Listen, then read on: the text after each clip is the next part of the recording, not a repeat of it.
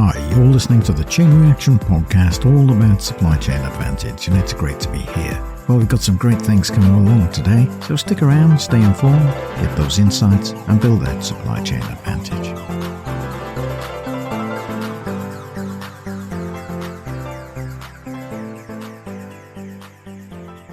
Well, this is the News Roundup edition, all things impacting global supply chains this week. Well, we'll catch up on the Baltimore Bridge and see what's been happening. It's just over a week since the bridge came down, and we'll check on that one. We'll also take a look at what's happening in Great Britain with the new regulations with regard to Brexit that were never thought through properly. And we'll take a look at river pollution, disruptions from Taiwan's earthquake, and the impact that might have on chip production. And we'll also take a look at all the other things happening in the news that impact supply chains this week.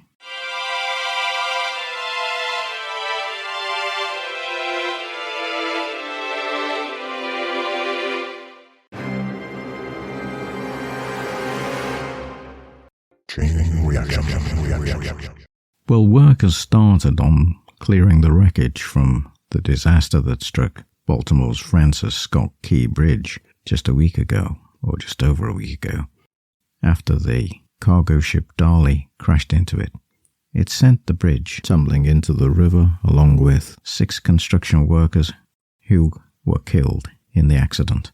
It's likely the replacement bridge will take a number of years, but the port authorities have opened up 2 temporary channels to allow some shallow draft vessels, barges and tugboats, to move around the container vessel. Very sad affair for the construction workers who were killed in the accident. You'll recall that the ship's pilot and crew had reported a loss of power just before the accident, and they dropped anchor to try and slow the vessel down. But unfortunately, the vessel still ploughed into the bridge. A number of lives were saved with the notice that was given to stop traffic onto the bridge, and the emergency services were very fast on the scene and did all they could in very difficult circumstances. The Darley was heading off with its cargo from Baltimore along the PepsiCo River, heading for Colombo, Sri Lanka. It was about 1:27 when the ship struck a pylon of the bridge and brought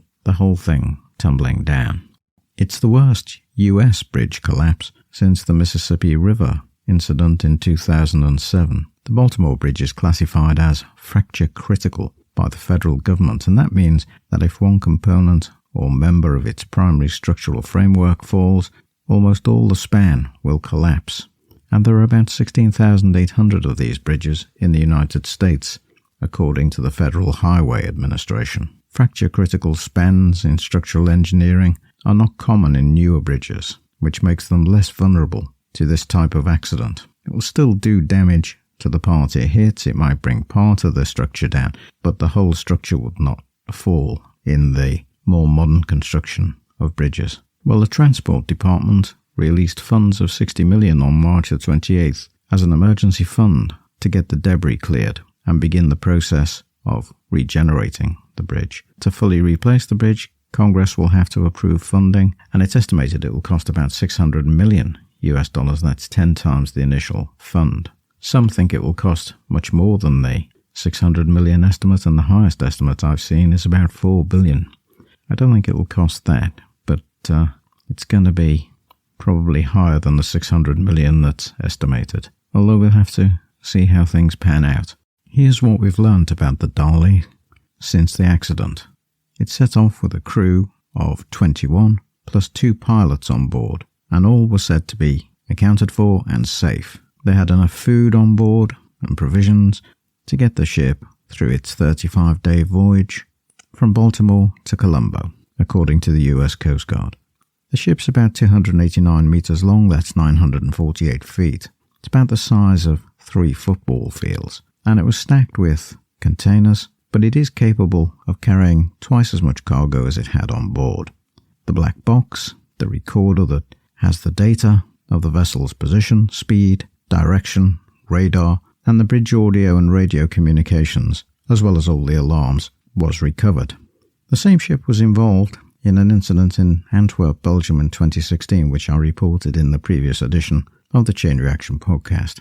We've since learned that an inspection that was carried out in June 2023 in San Antonio, Chile, reported the vessel to have propulsion and auxiliary machinery deficiencies, and that data is on a public Equasis website, which provides information about ships. Singapore's Maritime and Port Authority said the vessel was passed by foreign port inspections in June and September 2023.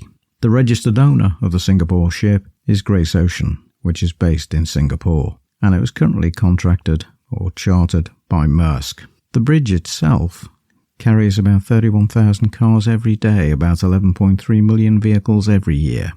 It's a steel construction, it had 4 lanes, and it was about 185 feet or 56 metres above the river, and it opened back in 1977. The Francis Scott Key is named after the author of the US national anthem, who wrote the words to the Star-Spangled Banner in 1814. This was after he'd witnessed a British bombardment of the US garrison at the nearby Fort McHenry from Baltimore Harbour, so a lot of history around this particular area. A lot of people employed at the port, which I reported in the last edition, about 15,000 people directly, so we hope it gets back to normal as quickly as can possibly happen, and I'm sure everyone has the goodwill to get that bridge back up and running and the port of Baltimore to be operational or fully operational in the way it was before the accident. But there's going to be some large insurance claims to settle before then, and of course the inquiry will no doubt release further data and further claims. So lots of legal wrangling now, I guess, but we'll keep you posted on the Chain Reaction podcast. Norwegian car shipping company Wallenius Wilhelmsen has estimated it will have lost about $5 million to $10 million on its core earnings as a result of the bridge collapse in Baltimore. It expects the channel to be closed for weeks. The company has said that its vessel, Carmen, which according to shipping data is amongst the biggest car carriers in its fleet, is stuck in the port of Baltimore, with the ship and its crew ready to sail as soon as the channel was reopened. Recovery teams opened a second channel, but it's only for smaller vessels to navigate the port, and that happened on Tuesday. But most of the commercial shipping lanes remained blocked by the collapsed bridge and stranded container ship Darley that brought the structure down in the first place. So it's likely to hit the profit statements, and they've pushed that one out quickly, obviously, to let people know. So they're not expecting the commercial shipping lane to be cleared for quite a few weeks. Of course, Baltimore Port is the biggest port for car traffic in the United States. Cargo headed for Baltimore has currently been rerouted to the ports nearby, such as Newport, Newark, and Savannah. There'll be billions of dollars in claims from insurance companies. One estimate says it will be about $4 billion, but it could be even higher. It will be a record shipping insurance loss, and I gave some figures from Lloyd's of London and their estimates last week. So flick back to the last episode, take a look at that, and see what they said. Well, we're crossing the ocean right now for our next story, and it's about the United Kingdom and what's happening with the new arrangements coming into place for imported goods from the European Union. Now, it may be, you think, that this is one of the biggest dramas in the past few years, Britain leaving the European Union. And it certainly turned out that way. And not only is it, as I said last week, like a boomerang, but it's a very challenging landscape for smaller and medium-sized businesses trying to bring imported goods into the UK and trying to get their goods across to the European Union. And it all comes down to one simple thing, that the government in the United Kingdom did not pay enough attention to what would happen after these arrangements came into force. And there's a full discussion from the cold chain trade body in last week's episode, and you might want to stop by and listen to that, because it's all about what they say are the problems in the supply chain. And so we have this additional friction, and it's costing small businesses and medium-sized businesses a lot of extra money and time. And so we are likely to see hold-ups at the ports again at the end of April, unless the government gets a move on. Now, the problems come about, of course, because companies have to pay imports on foods from the EU because of Brexit, and small imports of products such as fish, salami, cheese, sausages, yoghurt will be subject to fees of up to £145 from the 30th of April. That's according to the UK Department for Environment, Food and Rural Affairs, DEFRA. The Cold Chain Federation said the new charges will hit food prices. Horticultural consignments, such as plants, bulbs, seeds, cut flowers, are all affected by this additional tax, and lots of people are very unhappy with this. There'll be border checks, which will be phased in over the next 12 months. But they will start on the 30th of April. The costs associated with those particular border checks had been hidden until the past few weeks. Prior to Brexit, of course, the trade between the European Union and the United Kingdom was completely freely flowing and frictionless, but not anymore. It's a result of the UK's departure from the trading bloc, and of course, they were pretty uninvolved for quite some time, and almost hostile towards the EU, who of course they should have been negotiating with to try and get a better deal than they actually got. It will probably go down as the hands-off, chaotic government period in the United Kingdom, and now, of course, the businesses will pay the price, as will indeed consumers.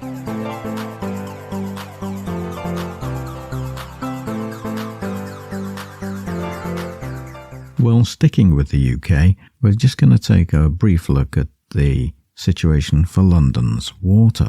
And in London, the Thames Water Company is the one that's responsible. And they've got quite a problem on their hands. With much of the infrastructure needing replacement, they require a great deal of capital investment. They've got a liquidity problem. The holding company of the UK's largest water supplier warned last week it might not be able to repay £190 million, that's about $241 million, for a loan that's due by the end of April.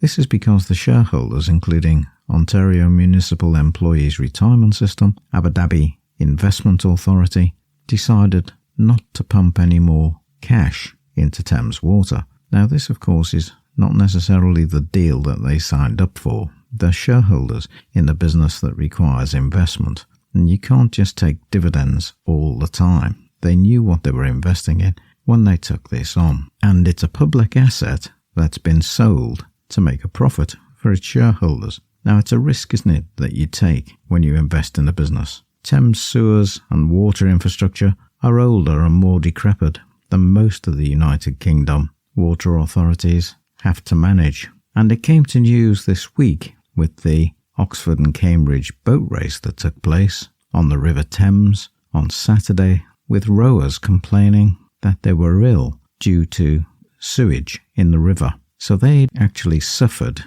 Some of them appeared to have E. coli from simply rowing boats in that river, and they stopped the normal practice of throwing the cocks into the river at the end of the race for that very reason. Thames Water have said that they'll have to hike the bills of their customers by 40% from 2025 to pay for the repairs that are needed to the water infrastructure. Upgrades will cost more than £19 billion in the coming decades, given the estimate from Thames Water. So all is not well. The Prime Minister has intervened and said he's examining whether it's fair that customers have to shoulder the burden of the company's unsuitable and unsustainable debt load. Well, if you think about it, I mean, it's just incredible. These are companies, of course, that didn't carry the sort of debt load that they now carry. And lots of public assets that have been acquired by private shareholding groups have basically distributed profits to shareholders in the good times, and are now being asked to pay for infrastructure for future income. And they don't like it, and of course, neither do customers nor do taxpayers in the United Kingdom. So there's a perfect storm brewing up here with regard to water companies, and the question will be asked once again, should these assets be taken into public ownership once again? Should they have ever gone out of public ownership is the other question, of course. And I say this with all seriousness because when it comes to public health, water is a necessity to sustain human life and a healthy life. It's almost a human right, and therefore it's incumbent on governments to keep a healthy nation. So the water supply industry is under a great deal of pressure, and it may be the only way to resolve the issue is to make the supply of water a community asset once again. Thames Water was privatised along with other companies in the United Kingdom back in 1989. It was Margaret Thatcher's government that sold off the publicly owned water and sewage industry for £7.6 billion. Since then, of course, there have been significant changes as these public utilities became privately owned. They moved from a debt-free organisation to one carrying debt, and that's because, of course, shareholders want to extract value from customers. In 1989, the UK government, under the Prime Minister, had privatised those water companies where they had no debt. Thames Water was the biggest, serves 15 million people. In 2006, the German utility firm RWE announced it would sell Thames Water for £8 billion, and it was bought by Campbell Water Holdings, a consortium led by the Australian Macquarie Group. This was when Thames Water's journey as a private entity took a different turn. Macquarie, along with its co-investors, purchased the company from RWE for about $4.8 billion, and Macquarie borrowed the money on the strength of the asset they were buying. This is known as a leveraged buyout, of course.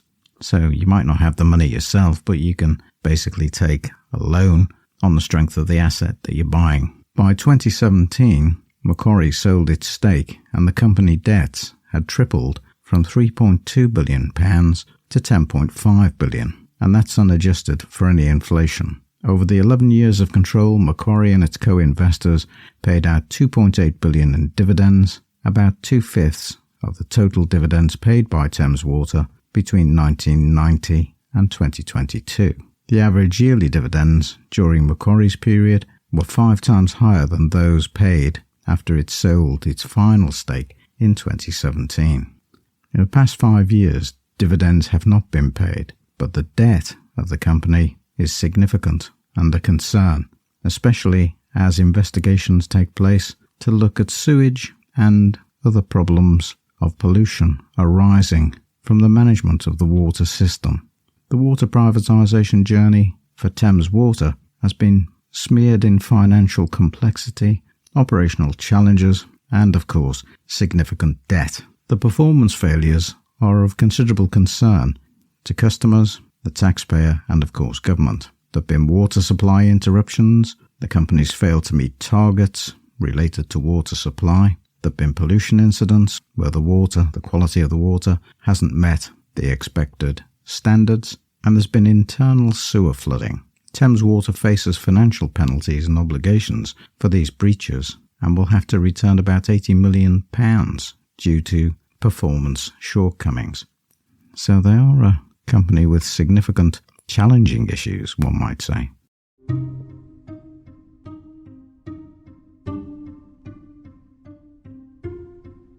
Now, the big news of this week was another disaster, this time in Taiwan, where an earthquake, the largest in 25 years, struck the country. It was 7.4 magnitude on the Richter scale, and it left buildings leaning at about 45 degrees in Hualien, which was the epicenter of the quake, and there are people trapped in the cave systems nearby, and they're searching for survivors around about. So it's pretty unclear at the moment how many people have been killed or injured by this particular earthquake, but no doubt if you've seen any video footage of these events, you can see how severe the earthquake was. And there are questions over the normally very efficient early warning system that operates in Taiwan, because that didn't seem to give the usual notice of impending problems. So many are asking questions about the injuries and loss of life, and of course Taiwan are one of the biggest semiconductor manufacturing countries in the world, so there'll be issues with regard to the production of some critical electronic parts made in Taiwan, and we'll have to see how that impacts the economy too. There'll be some nervous procurement specialists in the supply chain right now.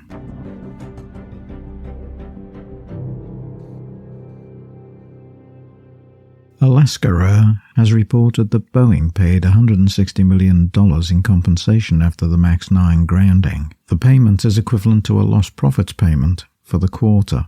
The carrier has said they expect additional compensation to be forthcoming. You'll remember this is the Alaska Airlines MAX 9 plane, which experienced the mid-air cabin panel blowout on one of its jets in January, and that brought to light a whole host of other problems at Boeing, and of course Boeing's quality problems have been there for all to see for some time, and there's an investigation in place at the moment to take a look at this by the Federal Aviation Administration.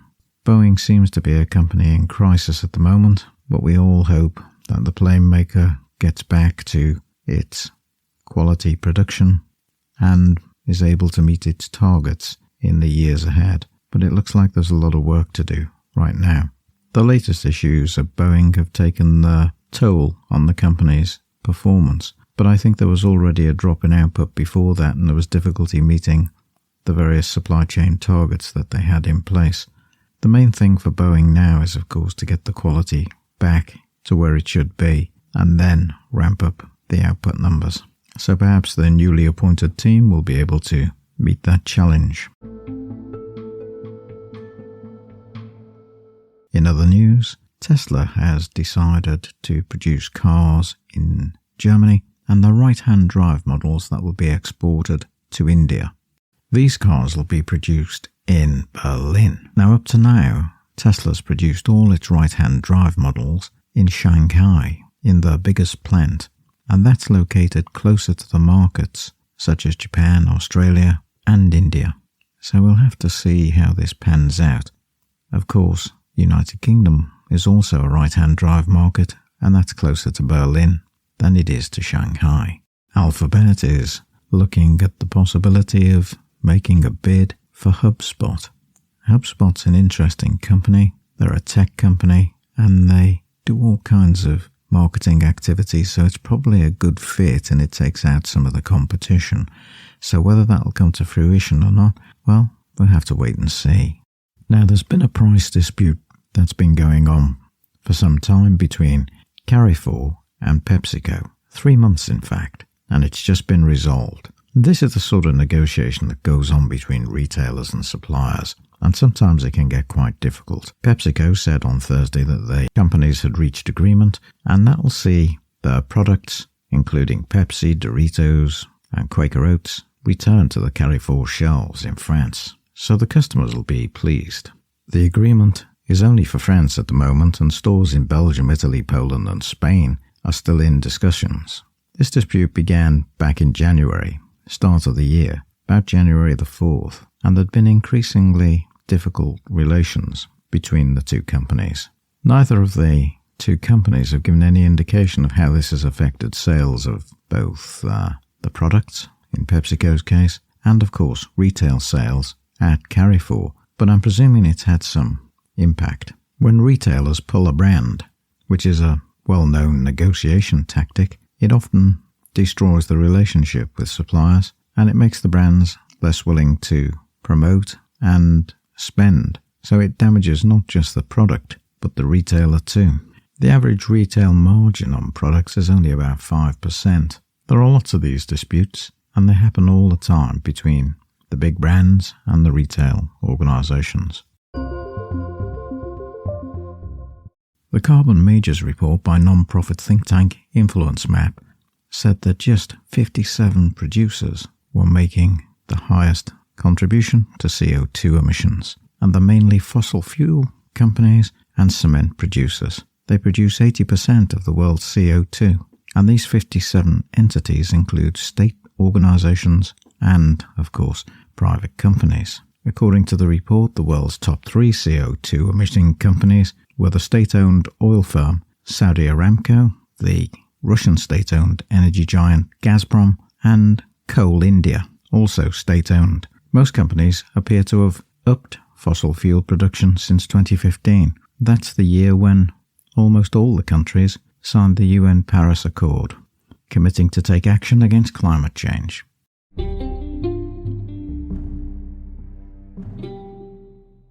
Well, just a quick reminder, don't forget to pick up any episodes that you've missed or any you want to listen to again. There's over 200 episodes for you to listen to, so catch up and indulge yourself. And if you like what you hear, subscribe and you'll be the first to know about new episodes as they drop. So, enjoy.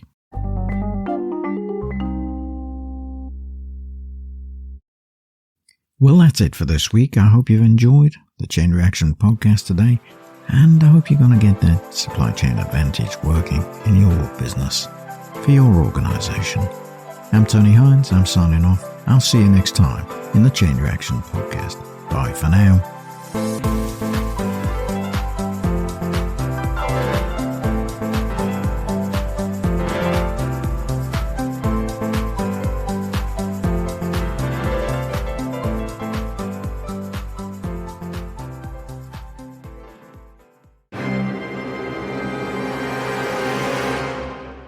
Hi, I'm Tony Hines. I'm here to tell you about the Chain Reaction podcast, all about supply chain advantage. I've been researching and writing about supply chains for over 25 years. I wrote my first book on supply chain strategies in the early 2000s. Each week we have special episodes on particular topics relating to supply chains, and we have a weekly news roundup every Saturday at 12 noon, all things impacting global supply chains in that week. So come and join us on the Chain Reaction podcast. I look forward to seeing you there. I'm Tony Hines. I'm signing off. Bye for now.